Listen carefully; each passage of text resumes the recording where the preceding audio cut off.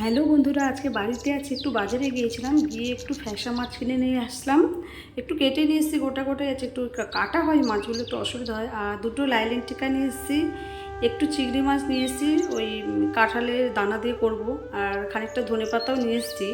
কিন্তু যা গরমে অবস্থা, ধনেপাতাগুলো একদম কাহিল হয়ে গেছে।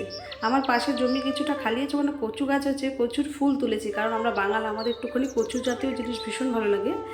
তো এটা নিয়ে এসেছি। আর জমিতে আরও ছিল অনেক জিনিস, কিন্তু আমি কিছু গ্যাঁদাল পাতা আছে, ওইটা তুলে নিয়েছি, ওটা পেটের পক্ষে উপকারিত, এবং এটার ভীষণ একটা দুর্গন্ধ আছে, ওই জন্য বাচ্চারা খেতে চায় না, তো আমি আমার হাজব্যান্ডই খাবো।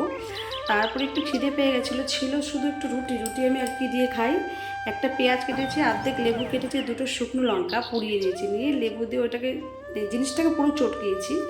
চটকে একটা এই টাইপের জিনিস হচ্ছে, রুটি দিয়ে আমি খেলাম। আমার তো মানে খুবই সুন্দর লাগে, কারণ কিছু না থাকলে এই দিয়ে খাওয়াটাই বেটার মনে হয়।